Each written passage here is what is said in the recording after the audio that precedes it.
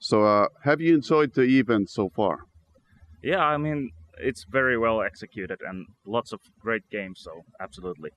Yeah, that's good. So, your Fingersoft is famous from mobile games, which are so addictive.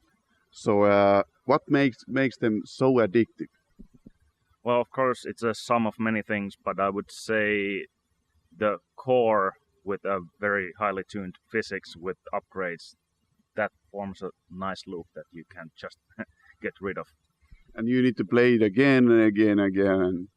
Yeah, there's always something just around the corner, so it's a pretty endless cycle. Yeah. Are you addicted your own games? Well, I would have to say they do form the most of what I play on the mobile. So yes, I am. Okay, so what are the things you want to cherish in Fingersoft, and what are you doing differently than others?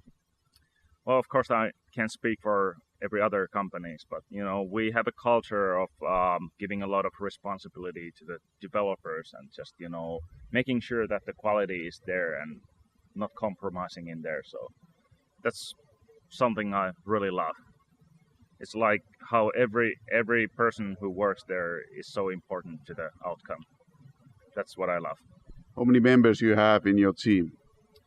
We're a team of 45 currently and growing slowly. Yeah. So after all, how did you end up in the game industry?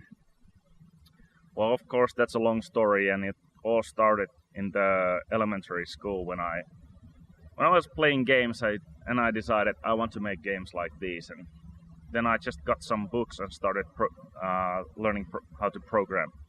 And then fast forward, I actually met with Fingersoft founder Tony Fingerus, and in high school we talked a lot about making games, and then in the end we ended up founding a company which failed.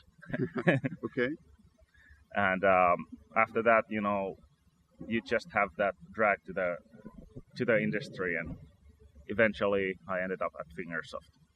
Okay, yeah, that sounds really good. So, when we are talking about your childhood and that kind of things, what's your earliest memory of the gaming? Of gaming? Yeah. I think that would be probably Paratrooper on a very old PC computer. Like a MS-DOS or something like that.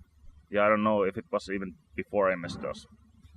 It was. I remember it was a gray screen that was running on the computer. Okay. So when we are talking about the time when your company got big leap to success, what do you remember about that time? Well, lots of hurries. I don't know. It's been a blur since then. Because well, I just remember like we had been growing gradually, getting more installs on the mobile platforms for the camera apps that came before hill climb racing, and I guess hill climb racing was kind of a test thing for us back in the day, and I just remember looking at the download numbers going up and up and up, and then waiting for the iOS release to come. And when that worked out, it was amazing, and just we were totally taken by surprise at how popular the hill climb racing got. Yeah. And at first we were thinking that we would just keep doing a game every month or something like that, but suddenly we noticed that we have a service, or we have a game that people want to play if we keep updating it. So it kind of changed our plans. Okay, so yeah, so it was the hill climb racing what made you really successful, I guess. Yeah, that's definitely the big turning point of Fingersoft. Yeah. So what about the future? When we're talking about future, so is there going to be maybe hill climb racing 3, or what are you going to do right now? Well, we have two big hit products: hill climb racing 1, hill climb racing 2, with I would say different approaches, and we definitely want to just keep adding to them and giving more to the users that we already have. So I mean, like, to have hill climb racing 3, it would need to be totally different gameplay. Of course, we're looking at doing prototypes all the time and seeing if we can find something new and exciting, but we have our expectations high. Yeah, okay, that sounds really good. But maybe if there would be the Hill Climb Racing 3, is the mobile devices the only option? What do you think? Well, obviously, the mobile platform is where we're really good at. I wouldn't rule out anything, but definitely we're gonna have to keep mobile in there. Okay, yeah. So all the participating teams in a Bit One are all beginners in the gaming industry. So what are your tips to take to work on the next level?